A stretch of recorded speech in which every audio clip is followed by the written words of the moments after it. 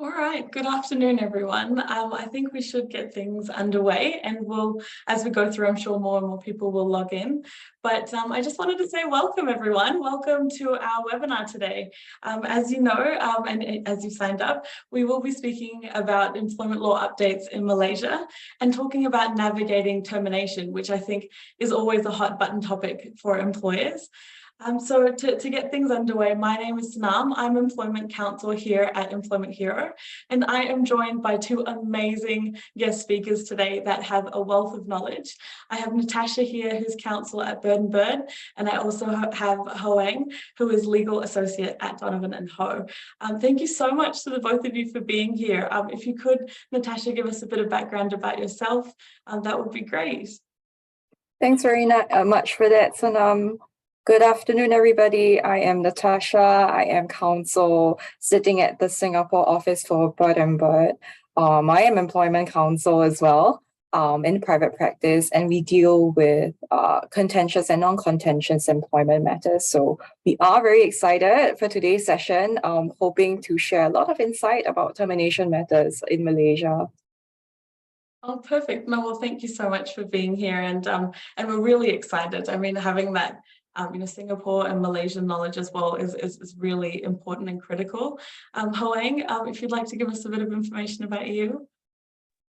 Hi, Sanam. Thank you. Yeah, so my name is Ho Eng. I'm an associate at a Malaysian law firm that's called Donovan Ho. So usually our firm's practice also includes employment advisory and employment litigation as well. And today I'm also very happy that to be invited to speak on this topic as well.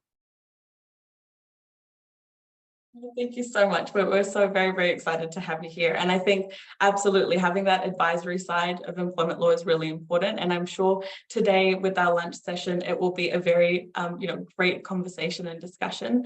So before we get into it, I just wanted to do a little bit of housekeeping. So we will have this session recorded. So please don't go frantically writing everything down. Don't worry, we will have it recorded, and we will send you through the slide deck as well as a recording and some additional information as well. Also, this is a Q&A session. So we are here to hear all of the questions that you would like to send through. So you will see that there's a question and answer box down below on the bottom of your Zoom screens. Absolutely, please utilize that. That is why we're here, and we will try to allocate as much time as possible at the end to get to your questions. If not, then we will send through some answers to the questions after the webinar as well. So now that we're going to get stuck into it, we will have a look at, firstly, just a quick disclaimer.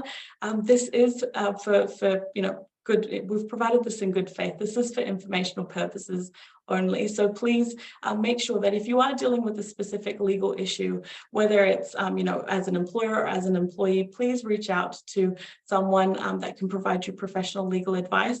Thankfully, in this, webinar today, we have two wonderful, lawyers here. So absolutely, we'll leave their details on the last slide in the webinar. So please feel free to reach out to them directly if you need any assistance with anything or if you have any questions. So let's get stuck into it. With the agenda today, we do have quite a bit to cover, so we will try to get through as much as we can, including, like I said, the Q&A. But to kick things off, we'll talk about the changes that have come up early in the year. We have seen, Malaysia make great movements in terms of employment law. And then we'll also go into a hot button topic, which is terminating employees, looking at what's wrongful dismissals, as well as looking at, the grounds for terminating. And from there, we'll transition into looking at some cases and then moving on to that Q&A segment. So to kick things off, Natasha, I know what we've been speaking about is, these employment law updates that have come up, and they have happened on the 1st of January this year. I guess what we need is a bit of a refresher. Could you give us a bit more information on kind of the changes that we have seen? Yeah, sure. Thanks so much for that really great introduction, Sanam. You're absolutely right. There are a slew of changes to the Malaysian Employment Act that came into effect 1st of January this year. I think, speaking from experience, we have encountered quite a lot of clients actually still grappling with all of these changes. As you can see that represented on the slide, at a very high level, what some of the key changes are. And perhaps the main reason why why these changes are so significant is because the Employment Act, the coverage of the Employment Act has now expanded. Prior to the amendments, the Employment Act would only apply to a relatively smaller employee population. We're talking about employees, those who are earning up to ringgit 2,000 a month or involved with manual labor. And with the expanded scope, the Employment Act now covers employees irrespective of their wages, while setting out certain specific sections which will not apply for employees earning up to ringgit 4,000 a month. So these sections which will not apply include sections on overtime, shift work allowance, termination, layoff and retirement benefits. So I'll leave the audience to read off these high-level changes on the slide, but I also thought that, apart from the changes listed, I thought to share, some other interesting changes that we sort of noticed from the Employment Act. The first being now there is that right to carry forward annual leave. So I think everybody would know that, the Employment Act grants employees a minimum annual leave entitlement about 8 to 16 days, depending on your length of service. But now the Employment actually says that the employer shall grant any employee shall not take leave not later than 12 months after the end of every 12 continuous months of service. And what that essentially allows is it allows employees to carry forward their annual leave entitlement for another 12 months.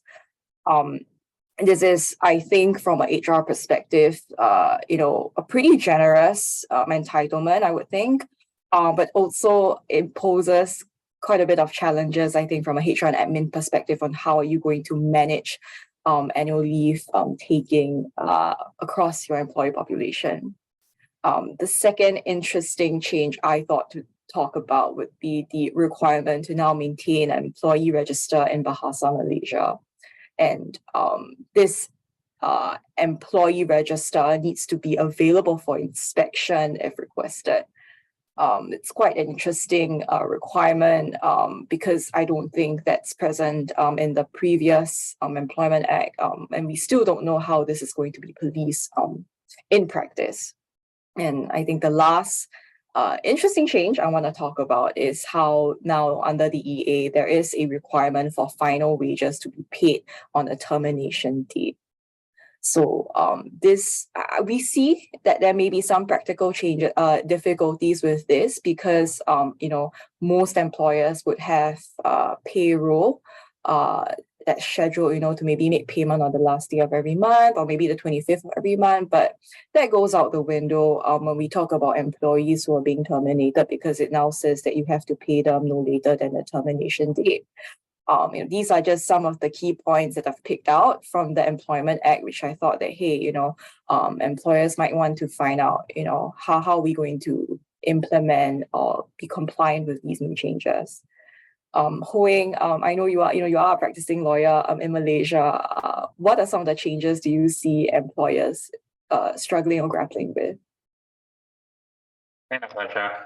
So from my previous experience in reviewing employment contracts and policies, so one of the things that I noticed is that actually employers tend to forget that they're now given the expansion of the EA. Now that Employment Act actually prohibits employers from deducting employee salary except in very specific circumstances, as expressly stated in the Employment Act. So this may sometimes cause problems in terms of recovering company assets. Like sometimes, let's say, if an employee doesn't want to return a company laptop or they don't want to return maybe cash advances. So I think the old method is that sometimes employers, they will just tend to deduct these outstanding sums from the employee's final salary. While this may be actually applicable, or maybe this practice can be considered as legal under the old regime, which when the employee population was actually quite small back then, you can still deduct for I think quite a large number of employees. But now, given expanded to all employees who actually have to take note, and they have to be very wary of this requirement. Otherwise, this may risk a complaint to the Labour Department. Yep. So this is one of the these are one of the more major challenges that I've seen employers having lately. Yep. Wow, that is quite interesting. Just to weigh in there. I mean, in other jurisdictions, I've definitely seen when the deductions become tighter, it becomes really complicated for employers, because then, as you said, now you can't easily deduct. You usually have to consult with the employee, or you have to kind of seek agreement or create some arrangement. Is that similar to the situation in Malaysia, Ho Eng? So actually, in Malaysia, the situation is slightly different. So even under the statute, the statute creates a list of situations where employees can actually only there's only a very fixed list of situations where employee can only make a request in writing. If anything outside of that particular specified situations, even the employees themselves also cannot make such a request. Yep. Yeah, so they're tightly regulated. I think it's mainly to prevent abuse by potential employers and employees as well. When it comes to deducting wages, because employees are always at the side. Yep.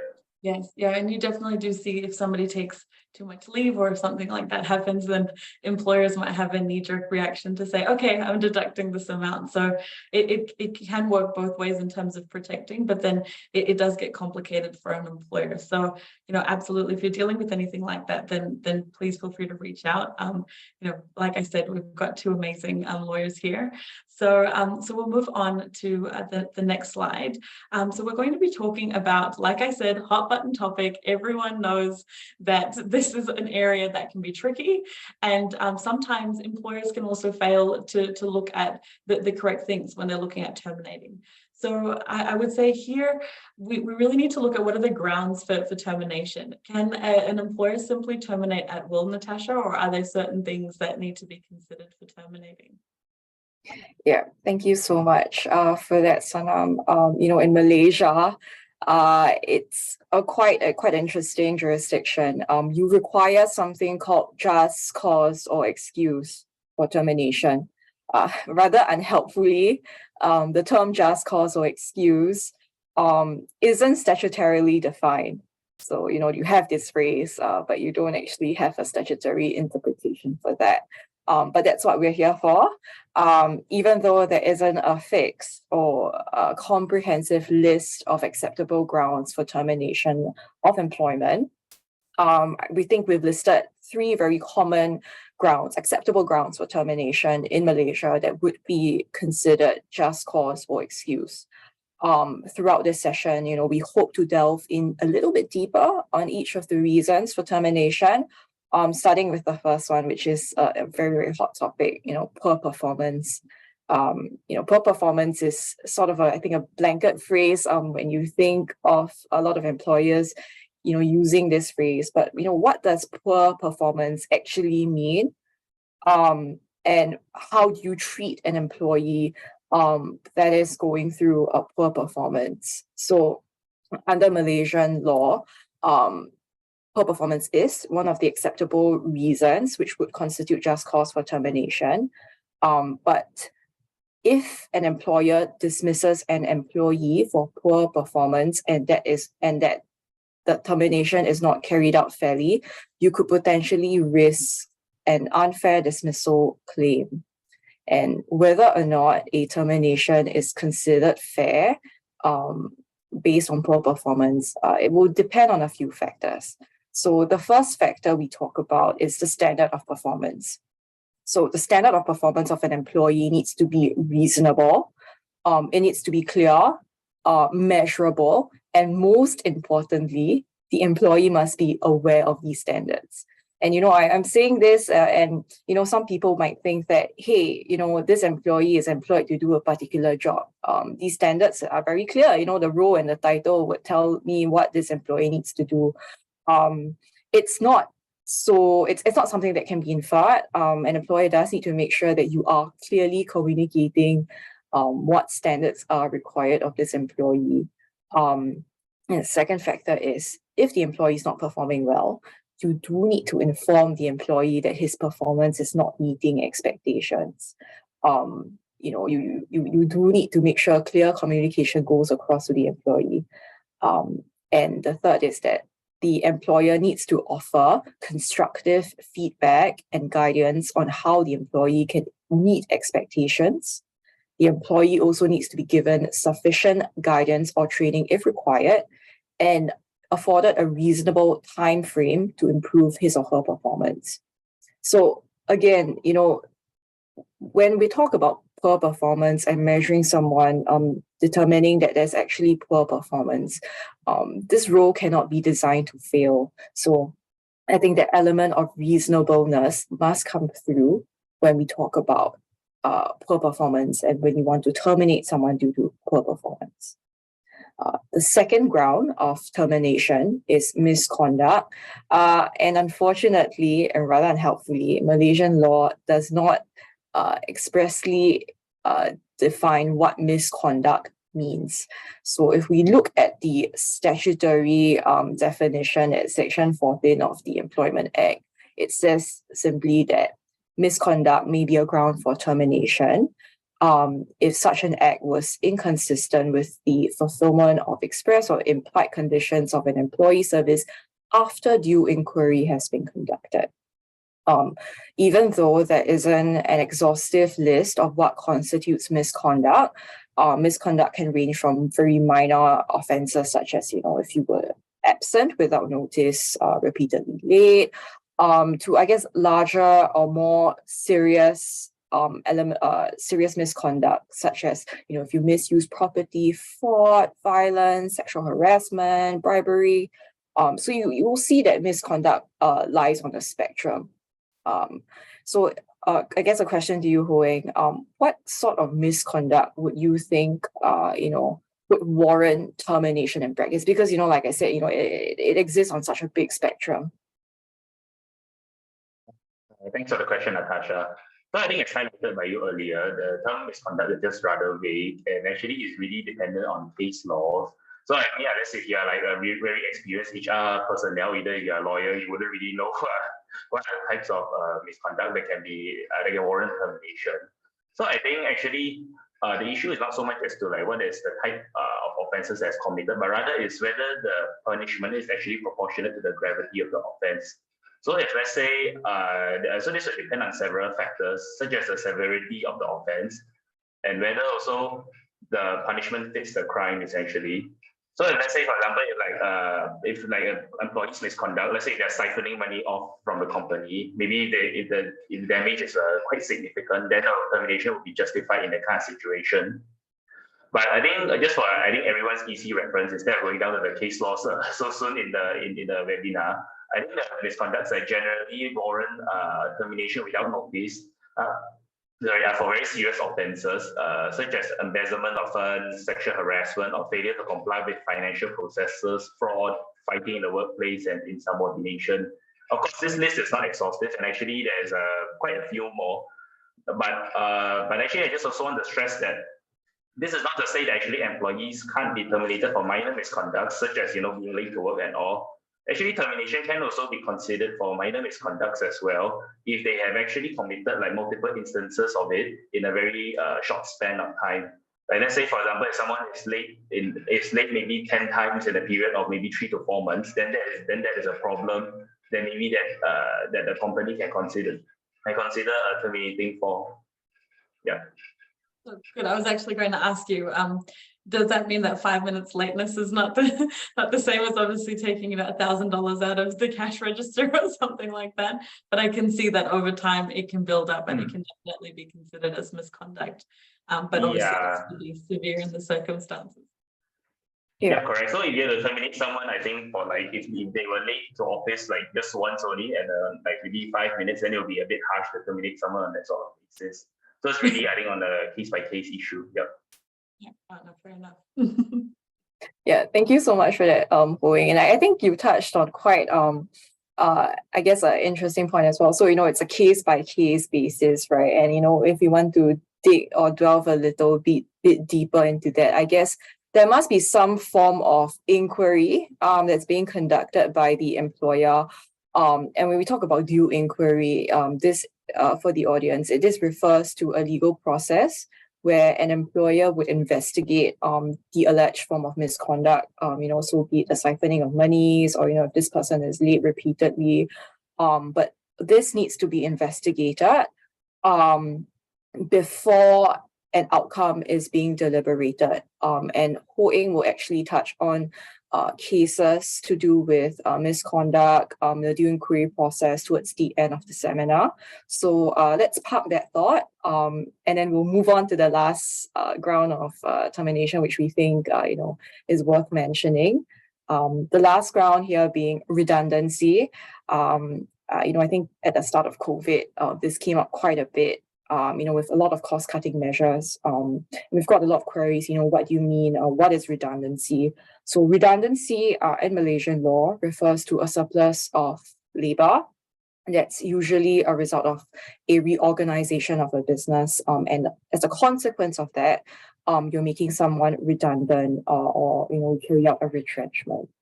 So employers must be able to show that the retrenchment is carried out for genuine reasons.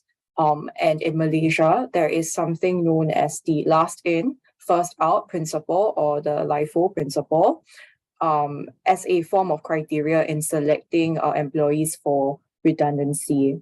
So, Ho Eng, my question to you is, how does someone determine who is last in, first out? Is this something that is factual? Is it qualitative? Is it quantitative? And what is it? What is to be considered a fair and objective selection criteria for redundancy under Malaysian law? Okay, thanks for the question. So for LIFO principle, actually this is based on a factual basis, which is assessed based on the employee's years of service at the company.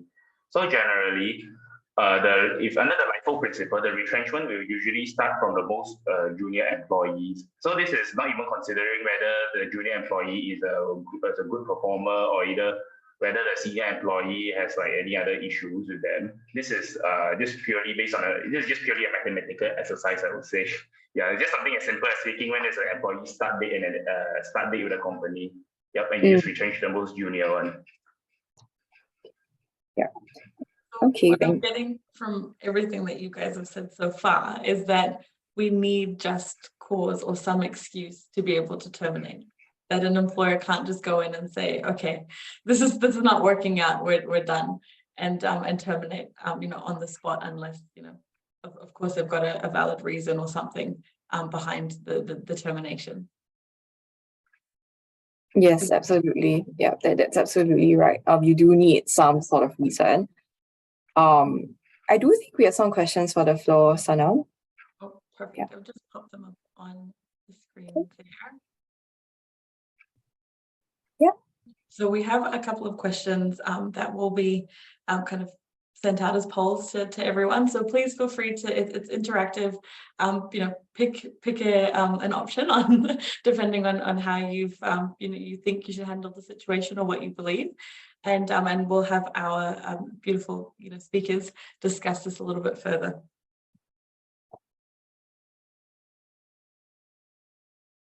All right, so we'll give you another half minute or so just to go through the questions, and then I'll have Natasha and Ho Eng kind of weigh in and explain what are we looking at with termination and notice and everything like that.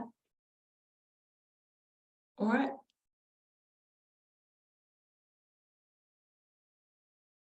Perfect. So I think we'll keep this going because I'm mindful of time. So if we can open up the polls and just have a look at everything and kind of move on to just what the questions are around this and what your answers would be.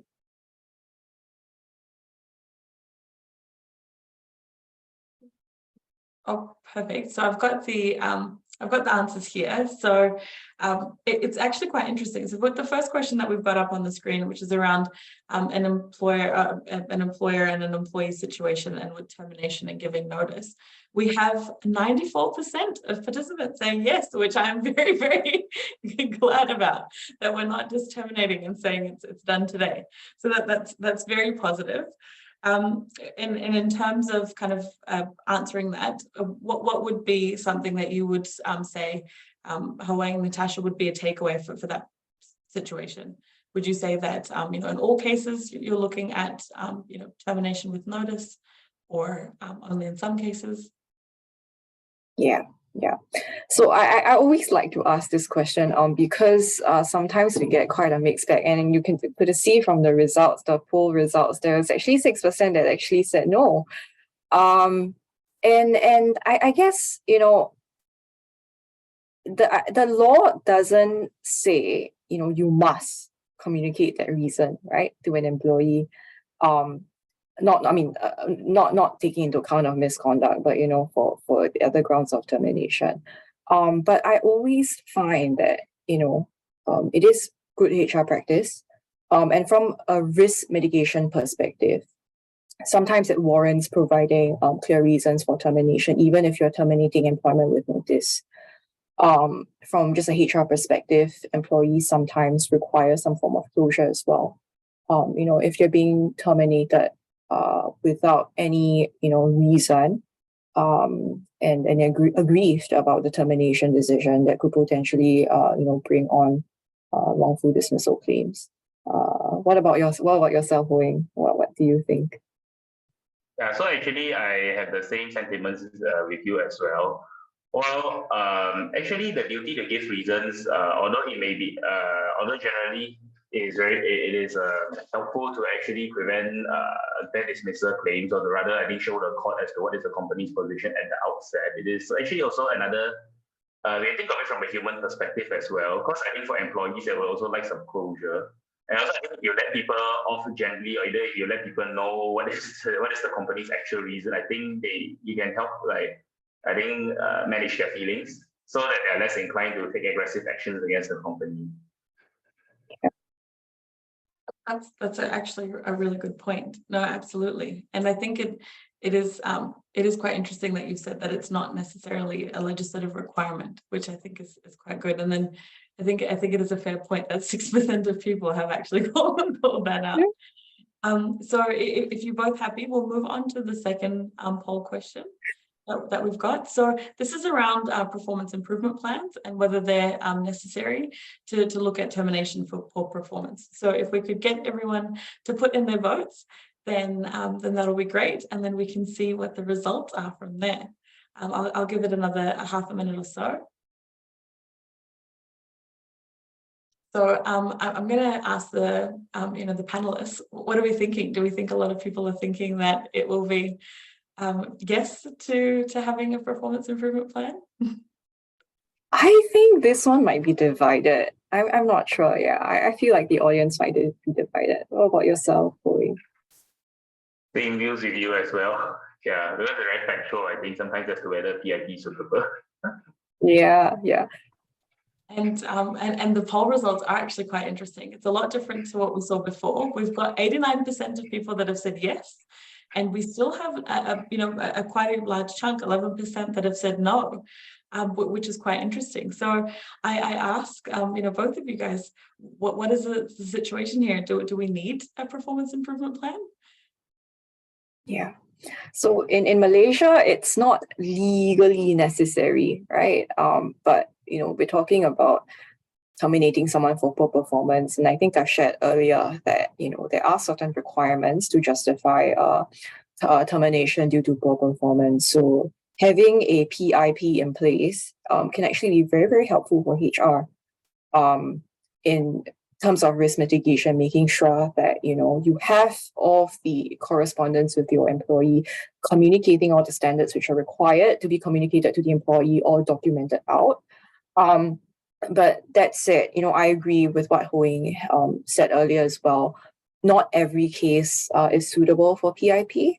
Particularly, for C-suite level employees or very high level employees, sometimes a PIP is not very appropriate. Or when we come across certain issues where, placing an employee on a PIP is just not very apt. But what about your views, Ho Eng?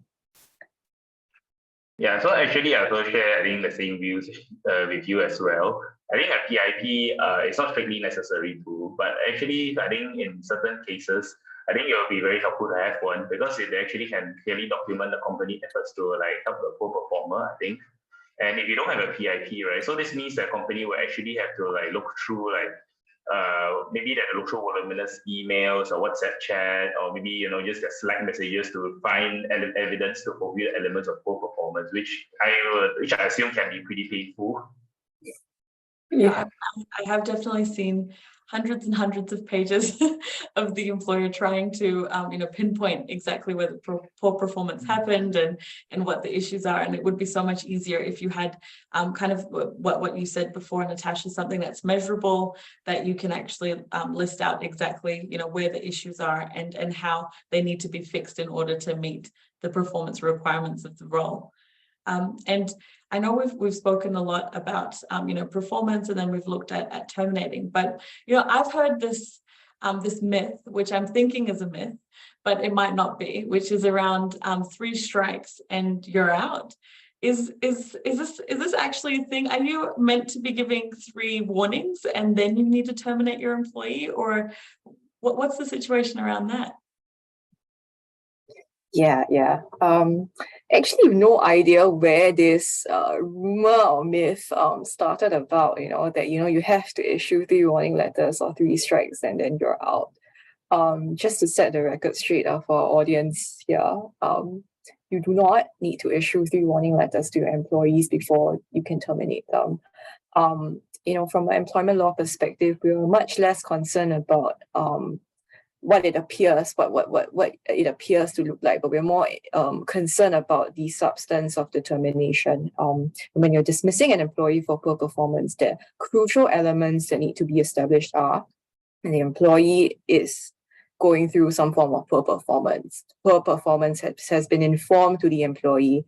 You've given some sort of chance for the employee to improve his or her performance, and despite the opportunity being provided, the employee still failed to improve.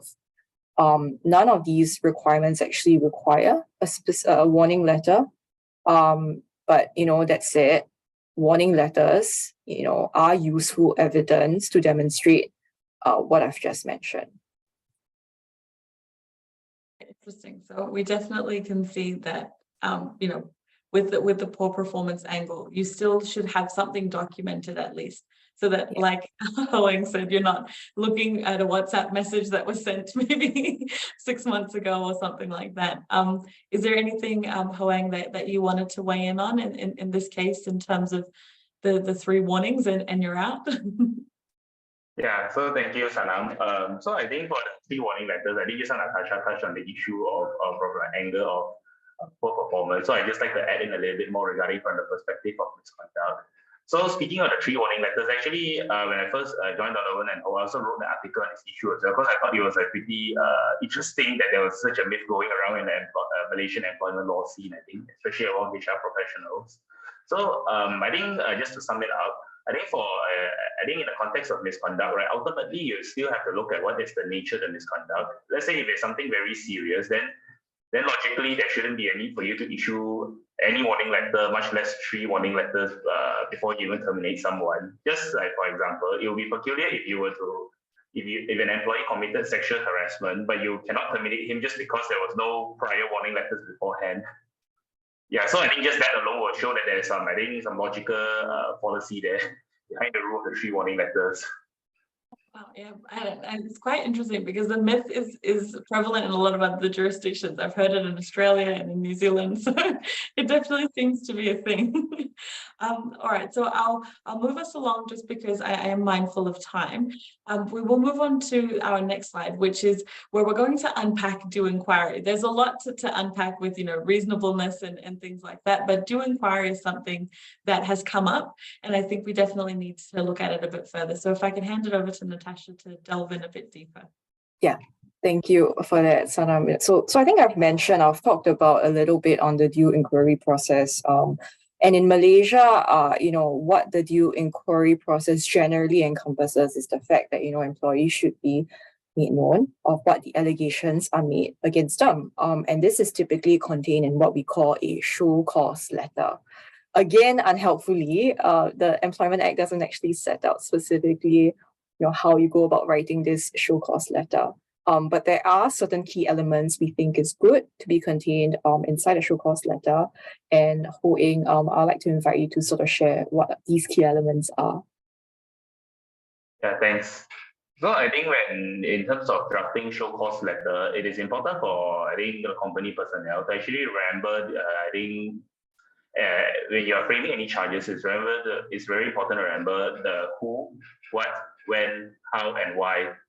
So when I say who, I mean like who are the persons involved in the misconduct? Are there any co-conspirators or victims of the misconduct? If there is, then you should actually name them in the charge itself or in the show cause letter. As for what, you should specify what exactly is the alleged misconduct. As for when, you should also say that when did the alleged misconduct occur as well. If you're unable to identify the precise date, then at least you should also provide a broad range of dates. Otherwise, the employee will be left guessing as to when exactly did this thing occur, and also how did the misconduct occur as well. For example, if the misconduct is threatening another employee, then you should also mention that how did this employee threaten the other person, maybe with a knife or a gun or a stick, Yeah, you should provide some details as to how it occurs. And also, lastly, you should also mention why is this a misconduct. So at this point, it will be helpful to actually expressly refer to your code of conduct or either handbook to identify how exactly is this a misconduct under company policies. Yep. Okay, perfect. So, so you're suggesting to have at least some policies, handbook in place, and in terms of the due inquiry to actually document, what's going on. So when you're trying to find out the who, what, when, where, that you actually have a paper trail of that as well. Yeah, correct. Yeah, that's right. Oh, perfect. All right. So one of the questions that has come up is, what can an employer do if they find, allegations or instances of misconduct? Ho Eng, do you have anything that you'd like to weigh in there, as well as Natasha as well? Yeah. So I think, once misconduct is found, an employer needs to decide, okay, like what Ho Eng's mentioned, what's the proportionate punishment or measure to impose onto this employee. And typically there are many options, but generally we find that there are three common options, right? The first is, you want to downgrade an employee. Maybe he is originally performing a band 5 role, but because of this misconduct, you decide that his responsibility or the things that he can sign off for should be a lot lesser, and therefore you're relegating him to a band 4 role. So that's a downgrade. Alternatively, maybe this investigation has led to certain findings of a sensitive nature. Maybe it's involving other employees, and you decide that this employee needs to take time off from office. You carry out a suspension of employment, and depending on the severity of the offense, the length of suspension will depend on that, subject to limits like under law. And the last and the worst is, if you wanted to do a summary dismissal. So you terminate someone without providing any notice because, it's a very, very serious matter. It's maybe some form of embezzlement, some sort of fraud that's been proven, and you're terminating employment without notice. Wow. So there are lots of avenues for employers, it seems. But like you said, that it needs to be proven and reasonable in the circumstances. Ho Eng, is there anything that you wanted to add to that? Yeah, so thanks, Natasha, I think, for the helpful summary as to what's the position. So I think in addition to what Natasha said, another important pointer to bear in mind is that if the handbook actually expressly mentioned that a particular punishment will be given up for type of offense, then ideally the employee should be following that as well. So let's say if the employer says that a warning letter will be issued for lateness, then you should probably follow that and not actually go and suspend him or either terminate the person. Yeah.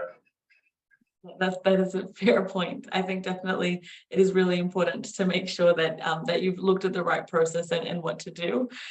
So we'll move on to the next slide, which is, now that we've spoken about how to make sure that you terminate a little bit correctly, what happens if there's a wrongful dismissal and what constitutes a wrongful dismissal.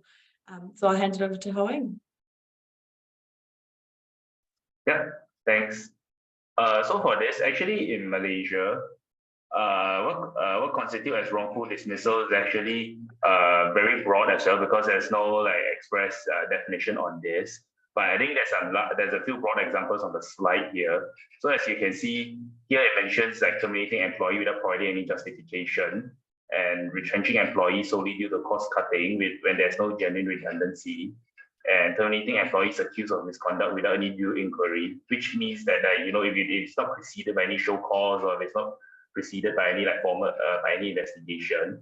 And also, if you force employees to sign mutual separation agreement or voluntary separation scheme, which is usually, some of the cases I have seen, actually, this involves the employer actually sometimes locking up the employee in a room and only releasing them unless if they have actually signed the document, which actually is not very proper. And also forced resignation as well. Yeah. So these are the very few examples that would actually amount to wrongful dismissal. Actually, there are a few more out there, but these are the few more common ones that I've seen thus far. And I think there's something interesting or something a bit unique to Malaysian law is that there's a doctrine of constructive dismissal.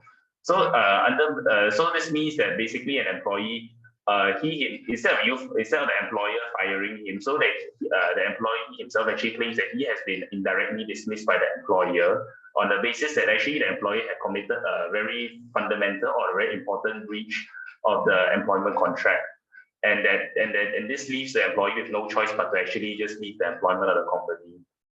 So some common examples would include, let's say the employer doesn't pay the salary on time, then or just forgets to pay the salary at all, then obviously the employee cannot be expected to continue on in his job. Yeah. So these are the more common situations. Okay. And so it wouldn't be situations where it would just simply be ill treatment, or would that still come under constructive dismissal? Yeah, so for ill treatment, sometimes it can also amount to constructive dismissal as well, but this will have to be something quite extreme, I would say.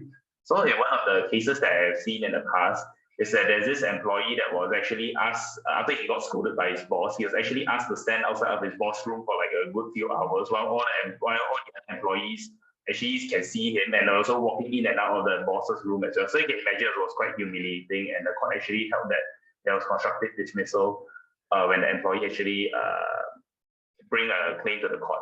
Yeah. And I'm guessing the employee resigned in that situation, and that's what. Yeah, correct. Then the employee resigned and actually claimed constructive dismissal in that case. Yeah.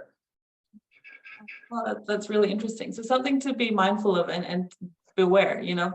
How you treat your employee, even though you haven't terminated them, could also impact if they resign and they've been ill-treated, or if something's happened during their employment.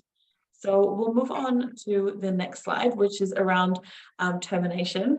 And now we're actually going to, because we've spoken a lot about just cause and due inquiry, but I think as Ho Eng mentioned before as well, it's a lot easier when you look at tried and tested cases as examples to see, where the courts are at and what the perspective is on these areas of law. So absolutely, if you can take it away, Ho Eng, and give us a bit of a breakdown of each case. Yeah, sure. Thanks a lot, Sanam.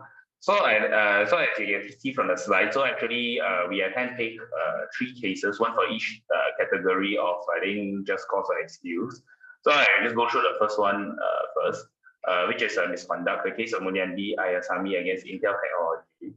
So in this particular case, the claimant was actually a construction project manager. And in one of the projects that he managed, he actually backdated the substantial completion date of the company's project, so that this would give the contractor extra money for early completion of the project. So to give some context, this actually, the company had to fork out an extra payment of around 4.7 million USD, which is quite a substantial sum. This because the employee had actually backdated the substantial completion date. So in this case, when the company found out about what he had done, the company had actually held a domestic inquiry, and the panel found him guilty. So after he was dismissed, the claimant had actually lodged an internal appeal to the company against the decision of dismissing him, but ultimately the company also maintained its decision, and ultimately he was terminated on the basis of backdating the substantial completion date and also misleading the company about the status of the entire project.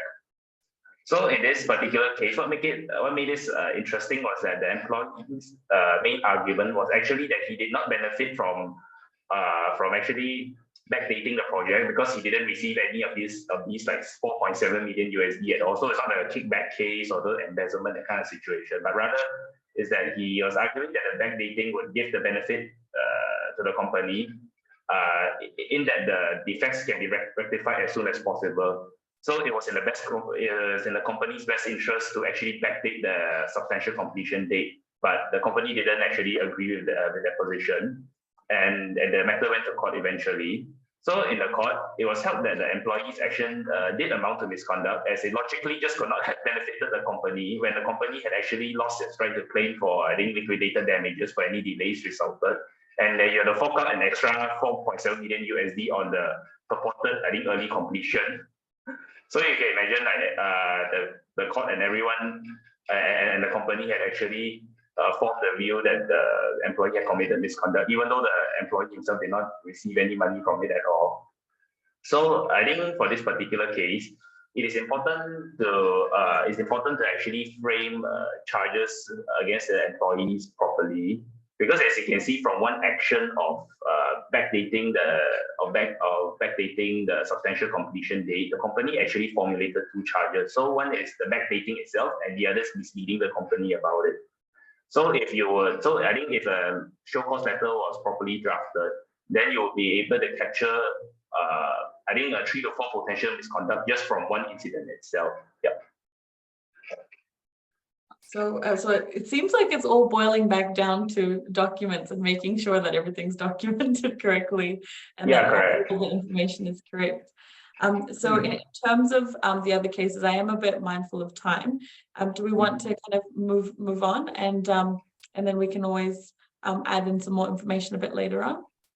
Yeah, sure, no worries. All right.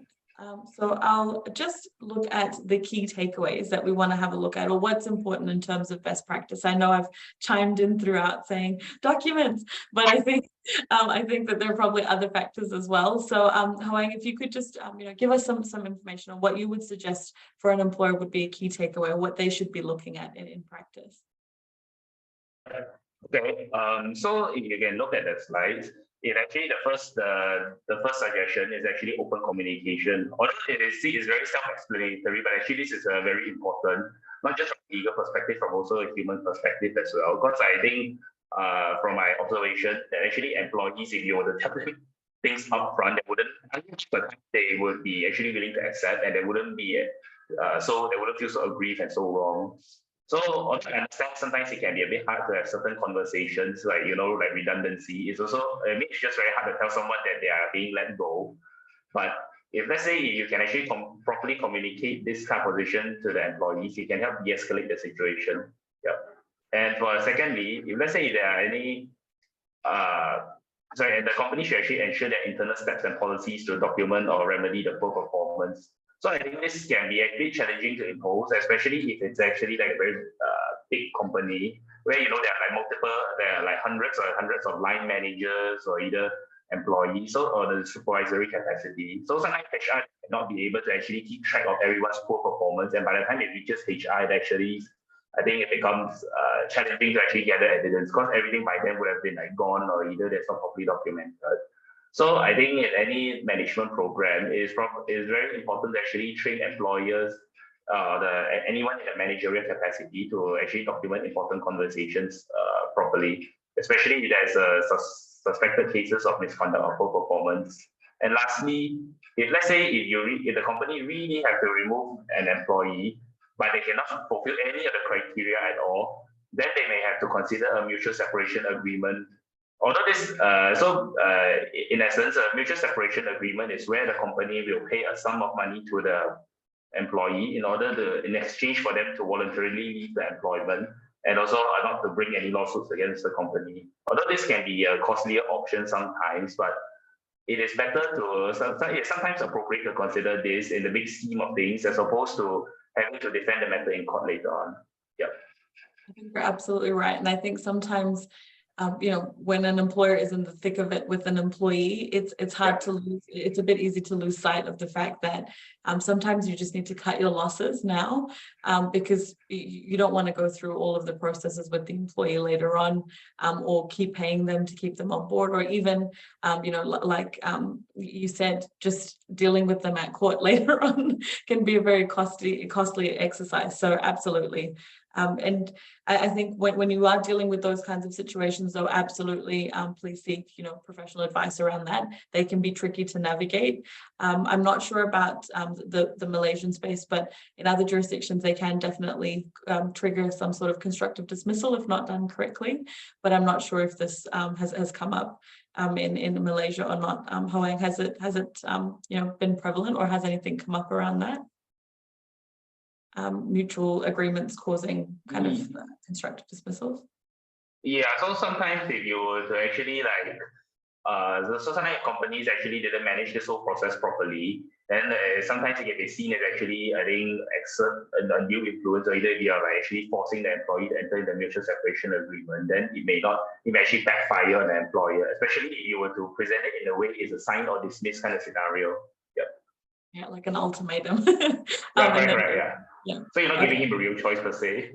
Yeah, no, that's fair enough. So I think it can depend on each circumstance and each situation, and it is a case-by-case basis. So there are a couple of questions that we have here, but we might leave them on pause if we could, just so that we can get to the Q&A side of the webinar, if that's all right. And then we can always address them in our webinar content that we send out later. So before we get into the Q&A part, I just wanted to wrap up in terms of how Employment Hero could help. I know we have a lot of people that have tuned in that might not necessarily be fully on board with Employment Hero, but we have created an entire resources hub where it's specifically designed for Malaysian employers and employees to basically find employment resources and information. I know that the Malaysian market is quite difficult to actually access information about employment law and employment relations. So absolutely, please use that QR code, and we'll, like I said, we'll be providing the slide deck to you as well. But this will provide you with resources on payroll, just general HR, as well as compliance, legislative changes. So it can absolutely be useful. So I will now get into the Q&A side.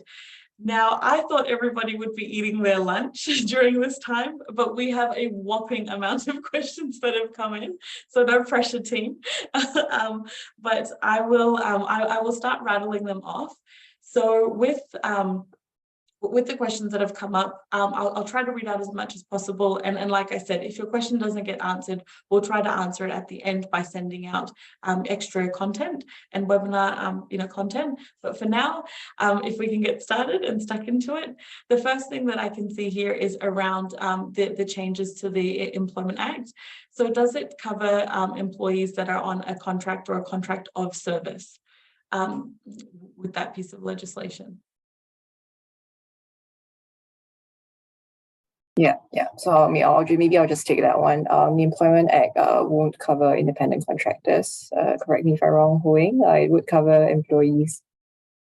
All right. Yes, that's correct. It doesn't cover independent contractors at all. All right. Yeah. And then the so we have a question around termination dates and whether they also cover employees who have resigned. So, for example, a payment for resigned employees must be made on their last day. Is that the case? Yeah, so I think maybe I can answer this one. So for employees that have been terminated, yes, the rule applies that you should pay any outstanding sums as at the date of termination. And I think as for resignation, there's some leeway there, so you can actually pay at a slightly later date. Yeah. Okay. And with the deducting of salary, I know that we spoke about that. Does the employer still have the right to withhold, other income such as commissions or allowances when they're looking at a deduction? Yeah. So for this, actually, the rule against deducting salary is actually is only in relation to wages. So the definition of wages is inside the Employment Act, which is a bit specific, but basically it's only for all payments relating to work done. So I think we were talking about commission. Yes, usually it will be captured. Yeah. Okay. Now, I get this question a lot, and I did get it a lot when I was in private practice. How long is required to execute a termination through poor performance? Sorry. So how long is needed? Do we need a month's time frame? Do we need 2 months, 3 months? What's the actual time frame required? Yeah. Well, sadly, there is no fixed time frame.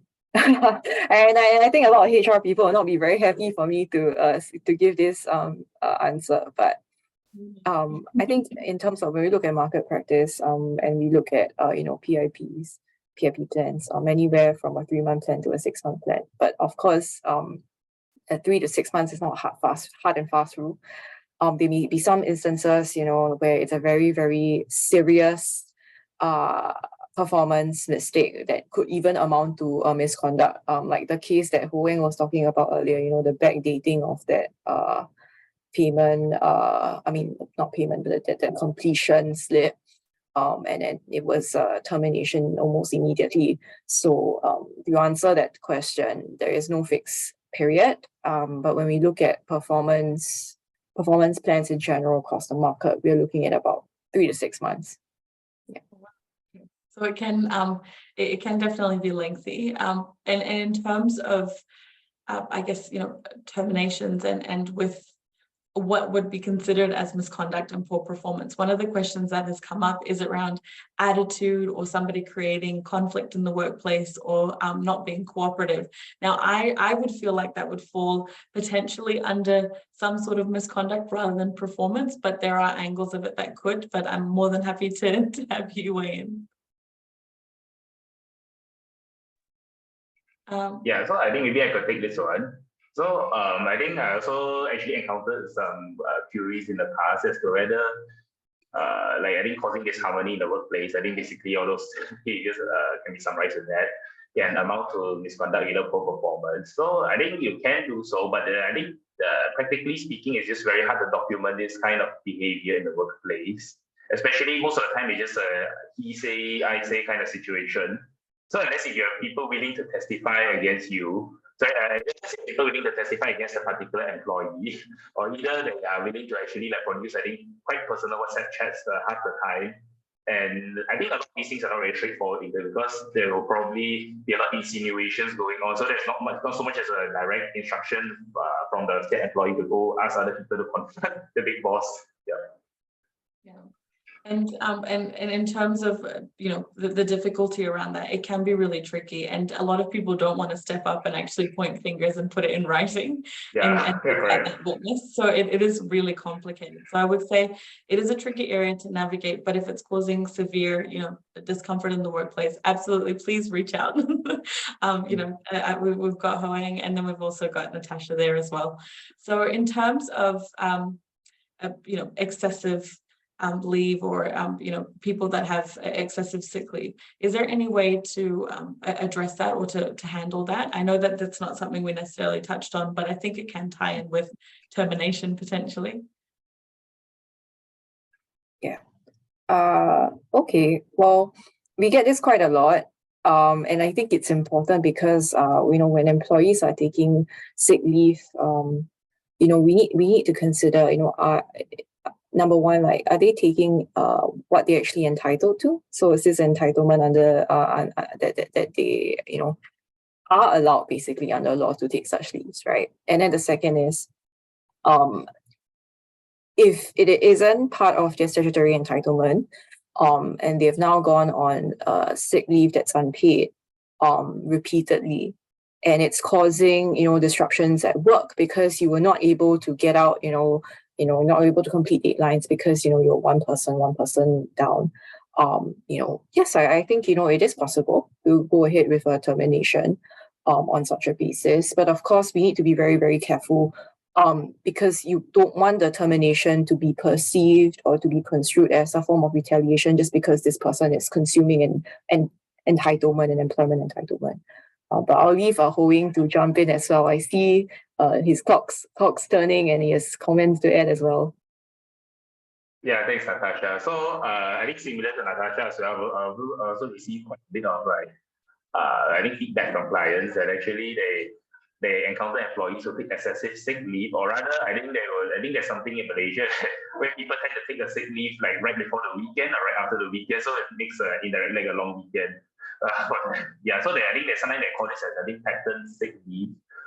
So for this, I think generally what we will suggest I think clients to do is to actually call up the panel clinic and actually just double confirm that whether is the MC valid to start with.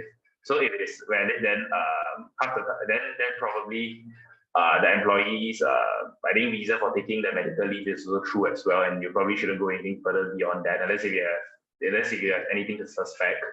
But yeah, as what Natasha said, it's just really important to remember that you should not be seen as I think penalizing people for using their sick leave. Yeah. Well, it can fall, into the grounds, I guess, of being a bit discriminatory or, punishing unlawfully.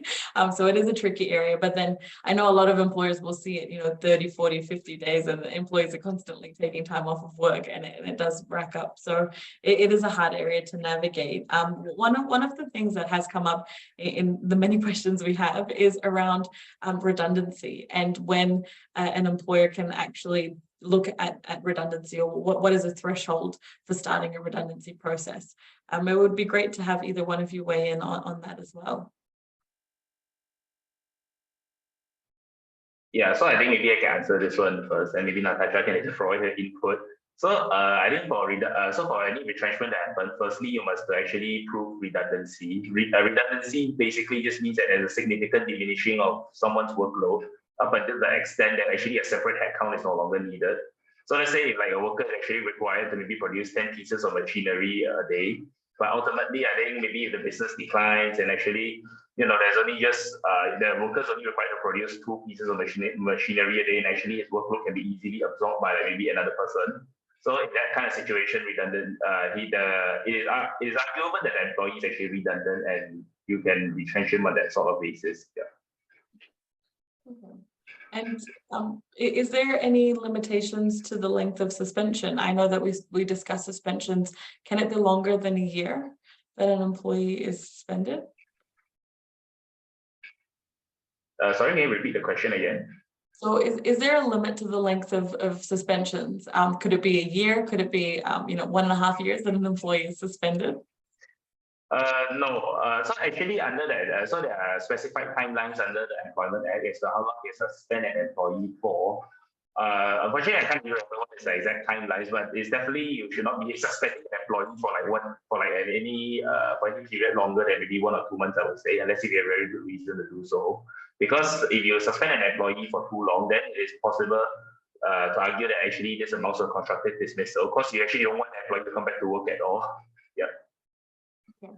All right, perfect. So I'll do one last question, and then we'll wrap it up. We do have quite a few more, but like I said, we'll try to get to them after this session. In terms of, I guess, withholding final pay of an employee, is there legal grounds for an employer to do that? Would that be classified as a deduction, or when can an employer withhold final pay? Okay. So I think we can answer this one too. So for the withholding of final payment, this one can only get, so generally the rule against deductions apply as well. So there's also, like I think I mentioned earlier on, there's like a fixed list of situations where employer can withhold the payment. But I think ultimately there's also another part to take note, where in situations where employee can withhold the income tax, just like withhold the final salary. So this is the instances where employees are actually required to get any clearance from the income tax department.